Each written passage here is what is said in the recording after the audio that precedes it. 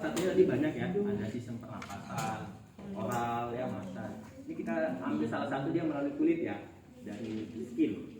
Misal nih ada tertusuk paku, ya. Tertusuk paku, maka rasanya apa? Sakit. Kenapa bisa sakit? Nah, iya menusuk. Kenapa bisa sakit? Nah iya, sitokinnya keluar betul. Sitokinnya keluar. Kenapa sitokinnya bisa keluar? Nah, tahu sitokinnya keluar karena sitokin itu menyebabkan sakit. Interleukin 1, TNF alfa. Kenapa dia bisa keluar? Ya. Ada yang tahu nggak? Walau sudah saya jelasin. Oh, ini ada gambarnya. Kenapa bisa? Iya. Jadi sekarang kok ditanya yang buat kamu saya lah. Saya kata bukan bapak punya. ini misalnya ini otak nih ya. Nggak ada sumber, nggak ada ya, ya. Tusuk paku. Apa ya? Paku. Maka nanti di sini akan keluar namanya sitokin. Ya, sitokin atau kita sebut ada lagi namanya neurotransmitter. Ya, neuro apa? Transmitter. Contohnya itu adalah natrium, kalium, klor, magnesium. Ya. Neurotransmitter ini adalah kelistrikan tubuh kita. Manusia itu punya listrik dalam tubuhnya. Nggak percaya kalian kita punya listrik? Coba masukkan ke colokan. Ya itu enggak? Nah, jadi yang dibilang makhluk hidup sekarang kalau udah kuliah bukan anak SD, SMP, SMA lagi. Dulu kan SMA atau SMP, SD. Makhluk hidup udah berapa anak-anak? Ada 3 bu. Apa aja? Manusia, hewan, tumbuhan. Sekarang makhluk hidup itu memang ada 3, tapi nyatakan makhluk hidup kalau dia punya listrik. Manusia punya listrik. Hewan ada listriknya. Tumbuhan juga ada listriknya. Yang disebut listrik itu nih. Nah, ini disebut listrik. Kalian kalau tahu baterai? Kutub kanan kirinya apa? Plus minus. Namanya muatan listrik. Jadi tubuh kita ini punya ini. Ini yang disebut dengan ion. Makanya kalau kita kekurangan ion lemas, listriknya lagi drop. Ya, lagi lobet benar. Harus dicas. Harus dicas lagi dengan cara minum minuman atau makanan yang mengandung ion. Ya nggak usah iklan juga. Harus seperti itu memang. Jadi tubuh kita ini punya listrik. Ya. Kelistrikan itu berfungsi untuk apa? Ada yang tahu? Mendetakkan jantung. Ya, jantung ada satu organ tubuh yang nggak pernah berhenti dari kita hidup sampai kita mati. Jantung. Gimana jantung itu bisa berdetak tanpa kita suruh? Ya karena ada listrik. Ya, listrik itu dia mendetakkan jantung ya, sebagai neurotransmitter, meneruskan sinyal, kemudian untuk menstimulasi kecerdasan. Ya, jadi kalau kalian ngerasa kalian itu cerdas, berarti listrik otaknya itu bermain bagus. Tapi bahaya jangan sampai terjadi loncatan listrik, putus nanti sarafnya di otak jadi epilepsi. Nah, kejam dia. Lah, seperti lampu, misalnya ada wattnya 10 watt gitu. Kalian kasih 100 watt, pecah lampunya. Ya kan? Sama juga listrik di otak. Ada berapa kapasitasnya? Kapasitas seseorang itu beda-beda, berapa milivol gitu ya. Ketika terjadi loncatan listrik, ya kejang lagi. Makanya diobatin dengan obat-obat menghambat si listrik tadi yang ada di otak. Makanya bisa reda kembali si epilepsi tadi itu. Ya, contohnya diazepam ya, pinitoin itu untuk meredakan kejang dari epilepsi tadi. Paham ya? Jadi listrik itu berguna untuk tubuh. Pertama, untuk yang tadi ya mengantarkan mendetakkan jantung, kemudian untuk stimulasi ke sistem saraf dan lain sebagainya ini ya balance antara larut mineral dalam tubuh. Kemudian listrik ini juga yang mengatur tekanan darah. Kalau kebanyakan natrium dalam tubuh, maka denyut jantung akan meningkat, tekanan darahnya meningkat. Makanya orang hipertensi nggak boleh makan garam. Di dalam tubuh dia terhidrolisis, jadilah natrium positif plus klor negatif. Ini yang menyebabkan pembuluh darah kita nyempit. Ya. Tapi jangan juga kekurangan natrium, gondokan nanti. Ya, natrium itu bisa menghambat atau mengurangi hipotiroid atau disebut orang gondokan. Kebanyakan natrium hipertensi, ya hipertensi. Tapi dalam tubuh kita ada yang ngebalance-nya, ya selalu dibalance. Kalau natrium meningkat, pasti kalium akan juga ikut meningkat. Kalium untuk apa? Membalance. Nggak boleh pembuluh darah itu nyempit terus, nanti tekanan darah meningkat. Jadi masuklah si kalium untuk melebarkan pembuluh darah sehingga tekanan darah turun. Itu untuk orang-orang yang masih muda seperti kita. Tapi kalau udah orang tua, kaliumnya ini rendah, jadi nyempit terus, gitu. Jadi bagaimana caranya? Dibantu dengan obat. Tapi kalau kita masih muda, ada si kaliumnya tadi. Nah, ada kalium yang melebarkan pembuluh darah, tekanan darah turun. Kalium ini banyak di suplemen, di buah-buahan, terutama di pisang, ya. Jadi kalau kalian ngerasa hipertensi, makanlah banyak pisang. Ya, nggak pernah sakit jantung kan? Kalian lihat monyet nggak pernah sakit jantung kan? Makan pisang. Sakit jantung dia. Paham ya? Oke. Disebut apa tadi nih? Neurotransmitter. Neuro itu saraf. Transmitter itu menyampaikan pesan. Jadi tubuh kita ini punya neurotransmitter, ada pesan. Segala sesuatu yang kita rasakan, sakit, panas, dingin, sedih, gembira, apalah segala macam itu, dia harus dibawa sama neurotransmitter ke otak. Jadi otak itulah yang menerjemahkan rasa apa yang kita rasakan. Contoh, ini rasa sakit nih. Maka nanti neurotransmitter rasa sakit akan membawakan pesan ini ke otak. Nah, di sini. Maka di sini ada saraf yang menerjemahkan ini rasa apa. Nanti yang transmitternya pergi nih, jalan melalui sistem saraf ke otak. Nanti sampai di otak akan menerjemahkan ini neurotransmitter apa. Oh ternyata neurotransmitter rasa sakit, dibalikkan lagi ke tangan tadi, maka tangan kita akan merasakan sakit. Jelas? Iya. Contoh lagi, kena air panas, maka neurotransmitter rasa panas itu akan pergi ke otak. Di otak akan diterjemahkan ini rasa apa. Oh, ternyata rasa panas, dibalikkan lagi ke tangan, kita kepanasan. Jelas? Nah. Ada suatu obat yang menghambat ini supaya nggak sampai ke ini. Bukan morfin, anestesi. Lidocaine, dia diputusnya ini. Jadi rasa itu nggak sampai ke sini. Di sini terus. Otak nggak bisa menerjemahkan ini rasa apa. Makanya kalau orang dibedah, dicabut giginya, dikasih lidocaine nggak ngerasa apa-apa. Ya, anestesi. Mau anestesi lokal, anestesi umum, yang penting jangan sampai otak ini bisa menerjemahkan rasa apa yang diberikan. Ya. Jelas? Nah, karena neurotransmitter tadi, maka akan menimbulkan rasa sakit.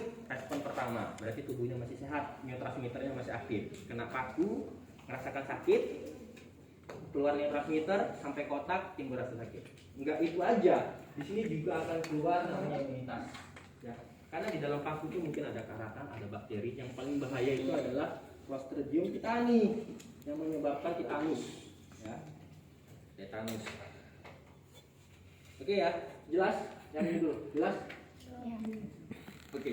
Kemudian ketika paku itu masuk, imunitas langsung keluar, sel darah putih langsung datang. Ya. Caranya adalah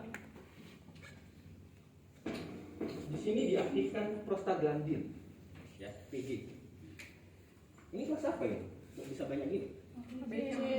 Loh, kelas C nggak sore? Nggak bentrok kan sama mata kuliah lain kan? Jangan masuk aja nanti komplain biasanya. Pak, bapak masih percaya kok diambil. Nah, PG ya, prostaglandin, PGE 2. Prostaglandin, ini menyebabkan nyeri juga. Tapi dia membuka jalan, pembuluh darah dilebarkan sama dia. Ini untuk apa? Supaya sistem imun bisa datang banyak ke lokasi. Nah, sistem imun bisa datang banyak ke lokasi, karena kan di lokasi itu banyak bakteri. Jadi ini harus dihancurkan bakterinya dengan cara dibuka jalan selebar-lebarnya supaya makrofag, NK, sel-sel, T-sel datang semua gitu. Sitokin datang semua ke situ. Nah, ketika mereka udah keroyokan nih, ini datangnya semua ke pembuluh darah, ya kan? Bakteri kan di situ tuh, digumpal banyak bakteri. Nah, ada yang fagositosis dihancurkan lah, ada yang diserang, pokoknya segala macam mekanisme penyerangannya. Nah, tapi itu ada satu masalah, yaitu ketika bakterinya ini sistem pertahanannya kuat. Ya, sistem pertahanan yang kuat nggak semata-mata semua bakteri itu habis dibunuh sama si sistem imun. Ada yang tersisa karena dia punya mekanisme pertahanan yang kuat. Kita salah satu contohnya ini, bakterinya lepas nih misalnya dari imunitas. Maka dia akan cari sel sehat, dia akan masuk, berikatan dulu dia sama reseptor. Ingat, sesuatu yang mau berefek harus berikatan sama siapa? Dia mau masuk ke dalam sel. Ya.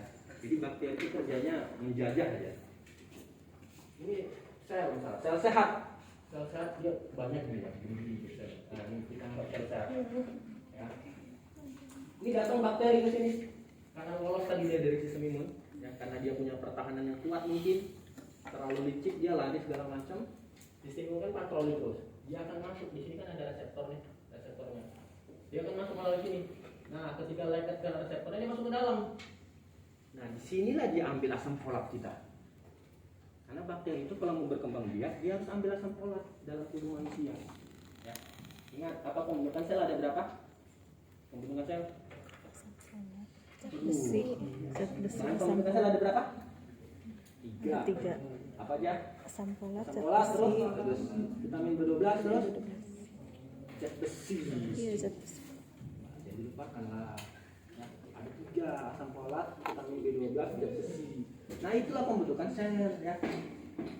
Nah, dia ambil asam folat dalam sel kita untuk berkembang biak, untuk bereproduksi, untuk menjadikan anakannya lebih banyak lagi gitu ya. Maka dia berkembang di sini. Banyak bakteri dalam sel. Akhirnya apa? Selnya pecah. Dia keluar. Dia hancurkan lagi yang ini. Hancurkan lagi yang ini. Akhirnya selnya habis semua, pecah. Rusak, jadilah radang. Makanya kita disebut dengan infeksi itu. Karena dia menjajah sel kita, udah habis bahan makanan yang ada di sel suatu sel itu, dia pecah dialisis selnya. Dia keluar banyak, dijajahnya lagi. Gitu. Di sel yang baru lagi, di sel yang baru lagi, di sel akhirnya semua sel habis dihancurkan oleh bakteri tadi. Nah, terjadilah infeksi. Kebobolan kan si imunitas tadi, langsung dinaikkannya suhu. Untuk apa? Ini sistem pertahanan langsung dijaga ketat gitu. Nah, kalau beberapa hari tetap demam, berarti peperangan masih berlanjut. Minimal 3 hari. Kalau kalian masih demam dan memang sel darah putihnya banyak, maka sudah dianjurkan untuk menggunakan antibiotika. Karena kalau sudah 3 hari tubuh udah ngasih tanda dia lagi berperang dan dia sudah kalah. Tolong bantu kami dengan memberikan antibiotika karena dia sudah nggak mampu lagi. Biasanya kalau infeksi biasa demamnya 1-2 hari. Tapi kalau udah sampai seminggu lah udah parah itu. Ya, tubuh udah kalah karena bakteri sudah menghancurkan semua sel-sel yang ada. Akhirnya apa? Dia butuh bantuan. Kasihlah antibiotik. Dengan cara gimana kalau kasih antibiotik? Kemarin udah saya jelasin. Iya, enggak, dia apa? Dikultur dulu. Ya, Pak, kami kan nggak ke rumah sakit, ya udah pakai antibiotik yang broad spektrum luas. Salah satunya adalah golongan cephalosporin ya. Boleh minum cefalexin. Ya, cefalosporin. Itu ya spektrum luas. Tapi kalau udah dia demam, infeksi, kejang, nah itu harus bawa ke rumah sakit. Karena bakteri udah menyerang sistem saraf pusat, bahaya. Ya, kalau sudah ada kejang, apalagi anak-anak, langsung bawa ke rumah sakit, nggak ada cerita. Ya. Karena bakteri sudah menyerang sistem saraf pusat, itu yang bahaya. Bisa terjadi koma nanti, ya, pecah pembuluh darah otak. Tapi kalau kalian masih udah demam aja, masih demam biasa, kemudian nggak turun-turun, boleh minum antibiotik ya. Kalian kan farmasi tuh, udah tahu nih antibiotik apa nih, misalnya dia radang tenggorokan, flu, pilek, demam, udah sampai seminggu, ya udah boleh minum golongan cephalosporin ya, langsung tembak yang berspektrum luas, boleh minum cephalosporin dan ditambah dengan obat anti radang ya, anti radangnya golongan steroid, methylprednisolon atau dexamethasone itu silakan. Kalau sudah berminggu-minggu itu sakit, ditambah dengan obat flu atau obat batuk, ya boleh silakan. Nah jadi seperti itu, bakteri ini dia kerjanya menghancurkan sel, udah puas dia ambil ini, dia pecahkan itu selnya, dia keluar lagi, dia hancurkan lagi bakteri sel-sel yang baru, akhirnya sel kita habis.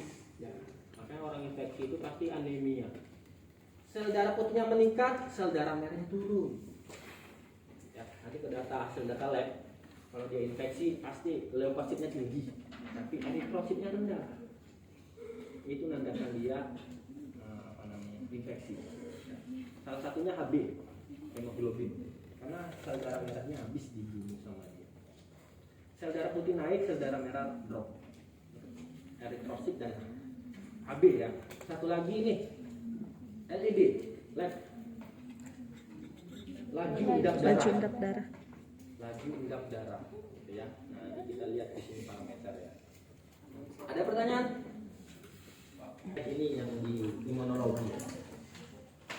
Ketika terjadi infeksi nih, ya ini kan datang si makrofag nih kan, dia memfagositosis si bakteri kan, dia pertama kan caranya yang kemarin di imunologi saya bilang ada beberapa tahap. Makan aja sudah. Apa pertama kan ada beberapa tahap ya. Pertama apa? Kan dipantau dulu, lihat nih. Kemudian dia taktik, dideketin dengan daya asing. Setelah itu baru dia makan, ya kan? Fagositosis dia makan. Kemudian terakhir dia sisihkan sebagian molekulnya untuk dipresentasikannya kepada si sel T helper. Ya. Nah, ini proses fagositosis, dia makan ya. Kita anggap dia dulu makan. Kemudian dia akan sisihkan ini molekulnya kan? Dia sisihkan molekulnya sederhana. Nah, nih. Nggak dimakannya semua, molekul-molekulnya disisihkan sama dia. Kemudian dia lari ke rumah sel T helper. Sel T helper di rumah kita kemasukan maling. Oh, bentuknya gimana? Ini bentuknya kecil. Oke, sini diambilnya. Tangan si makrofag namanya MHC kelas 2, ya kan?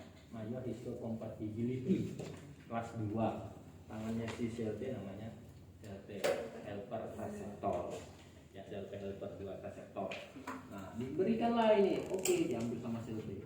Ya, diambil sama sel T. Kemudian sel T berinisiatif. Makrofag, ini kita butuh bantuan nih. Jadi aku buka ya alarm tubuh kita gitu ya. Dia bangunkan alarm atau dia pencet tombol alarm dalam tubuh supaya tubuh menaikkan suhu. Dengan cara sel T lepaskan yang namanya interferon gamma. Ketika dia ambil tadi molekul sisa dari bakteri dari makrofag, dia ambil kemudian dilepaskan namanya interferon gamma. Ini sitokin namanya, interferon gamma. Dia lepaskan interferon gamma, kemudian interferon gamma akan pergi ke hipotalamus. Maka hipotalamus sudah paham kalau interferon gamma datang, dia harus naikkan suhu. Jadi lanjut. Simpel kan? Ada pertanyaan? Sesimpel itu kok nggak ngerti parah. Ada pertanyaan? Yang ini nggak saya jelaskan di imunologi kan? Karena kalau saya jelaskan imunologi, habis nanti di sini nggak saya jelaskan lagi. Lah, atau saya ulang? Pertama, ketika ada bakteri masuk, ya. Nggak bakteri aja, virus juga ya, virus. Pokoknya antigen, ya, zat asing. Ketika ada antigen masuk, ya, dalam hal ini adalah bakteri, maka akan disambut sama namanya APC kan, antigen presenting cell. Dalam hal ini dia bisa makrofag, bisa sel dendrit. Ya. Nah, salah satunya makrofag lah kita bilang. Makrofag ada beberapa cara untuk memakan si bakteri tadi, antigen. Sebelum dia makan, dia buat dulu taktik ya, dia dekatin, dia pantau dulu ini bener nggak zat asing, gitu kan?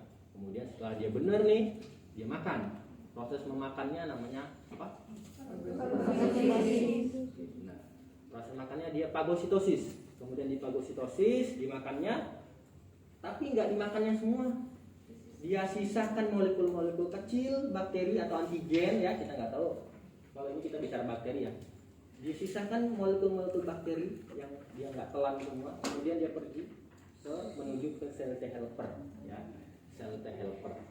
Di sel T helper dia bangunkan, kemudian terjadilah transaksi di mana si makrofag tadi memberikan molekul kecil sisa hasil yang dia makan kepada si sel T dengan cara memberikan melalui tangan. Kalau makrofag nama tangannya MHC kelas 2 atau singkatannya Major Histocompatibility Complex.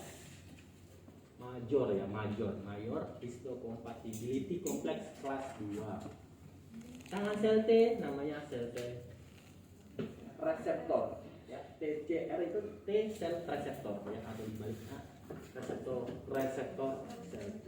Oke, diberikan.